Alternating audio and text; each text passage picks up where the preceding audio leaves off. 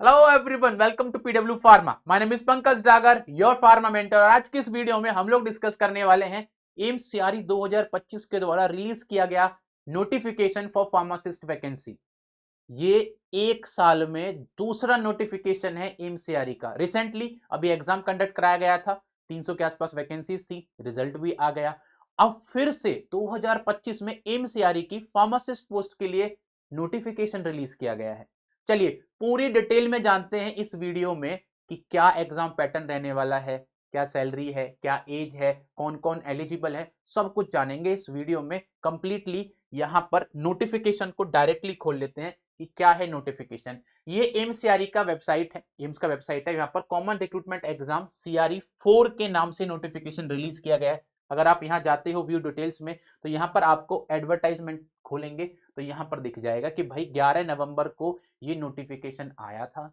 11 नवंबर को उन्होंने ये बताया था कि जिन जिन लोगों ने प्रिपरेशन अपनी कर रखी है फार्मासिस्ट पोस्ट के लिए, एम्स में सपना है जिनका पोस्ट होने का, तो उनको ये एप्लीकेशन फॉर्म फिल करना है। 14 नवंबर से स्टार्ट हो जाएगा और 2 दिसंबर तक ये एप्लीकेशन फॉर्म फिल कर देना है।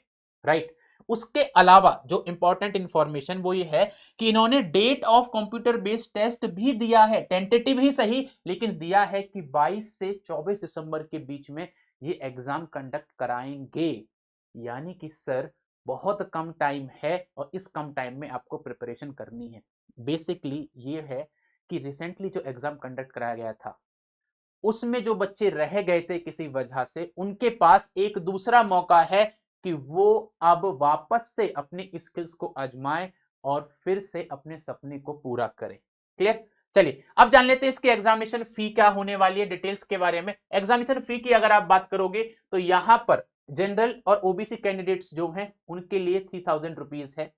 एससी और एससी कैंडिडेट्स जो हैं उनके लिए 2400 रुपीज है। फीस बहुत ज्यादा है यार, मैं मानता हूं इस चीज को कि फीस इतनी नहीं रखनी चाहिए जेन्युइनली, क्योंकि ये गवर्नमेंट एग्जाम है। मुझे लगता है कि इतनी फीस नहीं रखनी चाहिए। और मैं सच में, और अभी रिसेंटली आपने एग्जाम कराया था, है ना, और फिर से वही बच्चा एक ही साल के अंदर अगर कोई बच्चा 6000 रुपए एक एग्जाम के ऊपर खर्च करेगा, सब बच्चे वैसे नहीं होते हैं कि इतने पैसा खर्च कर सकते हो। तो मैं समझ सकता हूं इस चीज को कि शायद इतनी फीस नहीं रहनी चाहिए, फीस इससे थोड़ी कम रहनी चाहिए थी।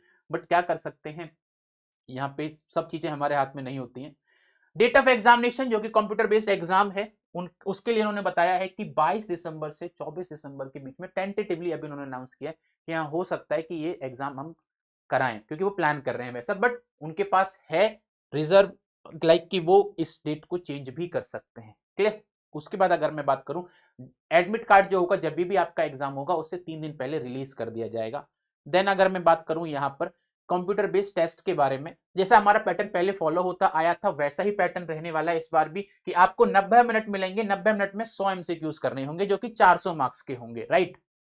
उसमें 20 एमसीक्यूज जो होंगे that will B from general knowledge and aptitude, knowledge of computer. और जो 80 एमसीक्यूज होंगे, 80 MCQs will be from your domain, यानी कि हम फार्मासिस्ट की तैयारी कर रहे हैं तो हमारे फार्मा डोमेन के 80 क्वेश्चंस होने वाले हैं। क्लियर। इस क्वेश्चन को आप देख लो 5 सेक्शन में डिवाइड किया जाएगा, 18 मिनट मिलेंगे आपको, जहां आपको हर क्वेश्चन उसके सेक्शन के अंदर 20 क्वेश्चन मिलने वाले हैं। 100 क्वेश्चन है, 5 सेक्शन का डिवाइडेड है।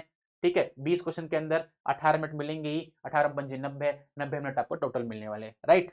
चलिए उसके बाद अगर हम आगे बात करें, ये बेसिक डिटेल्स है, मैं इसके बारे में आगे भी बात करूंगा कि आपका जो एग्जाम होगा वो किस मीडियम के अंदर होगा, लाइक बाइलिंगुअल लैंग्वेज में होगा, इंग्लिश में होगा, वो सारी बातें मैं आपको करूंगा। ये बातें हम बता चुके हैं कि हर क्वेश्चन के 4 मार्क्स मिलेंगे। हाँ, नेगेटिव मार्किंग है और हर गलत आंसर पर 1/4 मार्क्स आपके कट जाएंगे, ये बात आपको याद रखनी है। देन क्वालिफाइंग मार्क्स जो है that will be your 40% for unreserved और EWS category, 35% for OBC, 30% for SC and ST.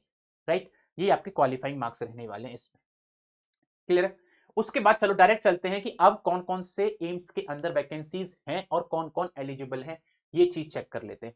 Right. ठीक है, ये पेज नंबर 37 पे गिवन है।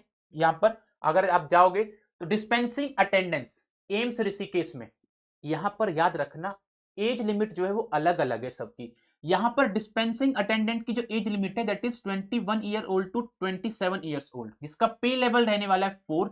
और इसमें जो क्वालिफिकेशन है वो है diploma in pharmacy from recognised university institution, और should be a registered pharmacist. बहुत बच्चे क्वेश्चन करते हैं कि सर मेरा अभी जस्ट कंप्लीट हुआ है, रजिस्ट्रेशन नहीं हुआ है, नहीं एलिजिबल हो आप, राइट। दूसरी चीज, फार्मासिस्ट एम्स अवंतापुरा, ठीक है, अवंतीपुरा के अंदर क्या है सर, यहां पर भी जो एज लिमिट है वो 21 से 27 साल के अंदर है और पे लेवल 6 रहने वाला है यहां पर फार्मासिस्ट के लिए, एम्स अवंतीपुरा के अंदर, राइट। यहां पर एसेंशियल क्वालिफिकेशन क्या है sir, diploma in pharmacy from recognised university, should be a registered pharmacist under the pharmacy act 1948, ये यहां पर एसेंशियल है, राइट। उसके बाद अगर मैं आगे जाऊं, देन एम्स बिलासपुर के अंदर भी सेम एज है, वहां पर पे लेवल 5 है, ये देख रहे हो डिफरेंस है यहां पर भी फार्मासिस्ट के लिए है, यहां पर भी फार्मासिस्ट के लिए, यहां पर पे लेवल 6 है, यहां पर पे लेवल 5 है, एज लिमिट बराबर है। लेकिन यहां पर अगर आप देखोगे तो यहां पर एक चीज रिक्वायर्ड है, वो है कि एक्सपीरियंस इन मैन्युफैक्चर और storage testing of transfusion fluids in reputed hospital और इंडस्ट्री। यहां पर आपसे एम्स बिलासपुर के लिए जो अप्लाई करना चाहता है वो याद रखे कि उनका डिजायरेबल है कि एक्सपीरियंस होना चाहिए उसको कम से कम मैन्युफैक्चर में, स्टोरेज में या फिर टेस्टिंग ऑफ ट्रांसफ्यूजन फ्लूइड्स के अंदर। नेक्स्ट, यहां पर अगर आप जाओगे फार्मासिस्ट की पोस्ट के लिए एम्स न्यू दिल्ली के अंदर, यहां अब एज लिमिट जो है वो चेंज हो गई है, वो है 18 से 30 साल के बीच में, पी लेवल 5 रहने वाला है यहां पर। लेकिन अब बी फार्म के स्टूडेंट्स भी एलिजिबल है, एम्स न्यू दिल्ली के लिए बी फार्म के स्टूडेंट्स भी एलिजिबल है और डिप्लोमा के स्टूडेंट्स भी एलिजिबल है, राइट। चलिए, यहां भी एक्सपीरियंस मांगा है आपसे।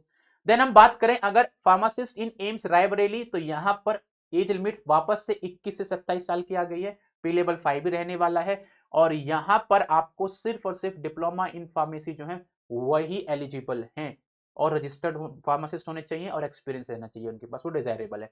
एम्स राजकोट अब फिर से एज लिमिट जब वो चेंज हो गई 18 से 30 साल, तो मतलब अपने हिसाब से आप अप्लाई करना, इसमें देखना पड़ेगा आपको। यहां पर बी फार्म के स्टूडेंट्स भी एलिजिबल हैं, डी फार्म के स्टूडेंट्स भी एलिजिबल हैं, राइट। देन एम्स गुवाहाटी, यहां पर अगर आप देखोगे तो यहां पर सिर्फ डिप्लोमा के स्टूडेंट्स एलिजिबल हैं और एज जो है वो 21 से 27 साल के बीच में है।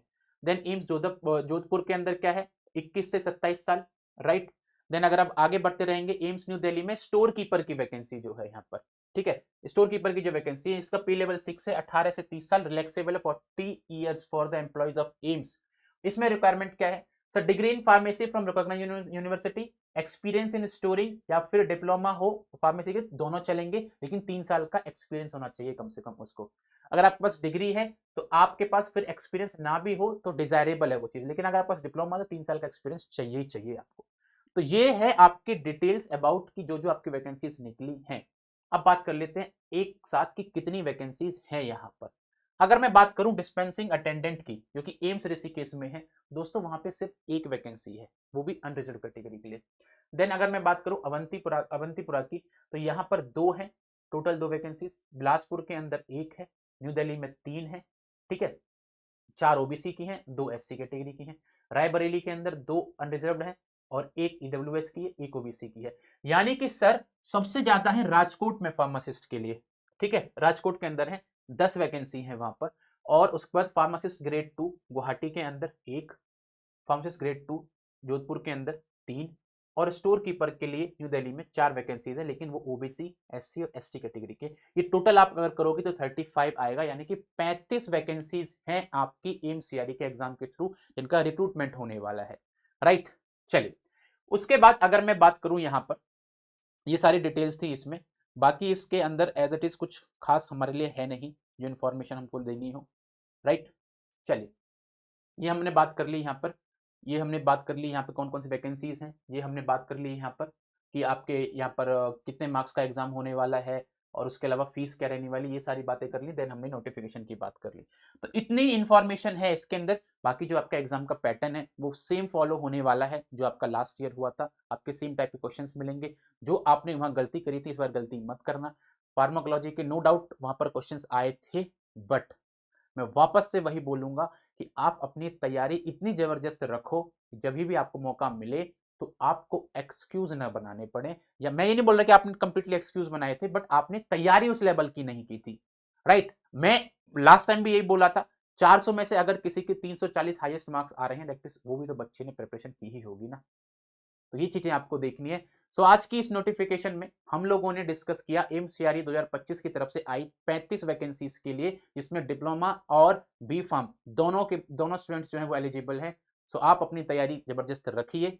2 तारीख लास्ट डेट है, 2 दिसंबर इस एग्जाम के फॉर्म को फिल करने की, और मोस्ट प्रोबेबली ये एग्जाम 24 दिसंबर तक कंप्लीट हो जाने वाला है। ठीक है, अभी तक के लिए थैंक यू एवरीवन।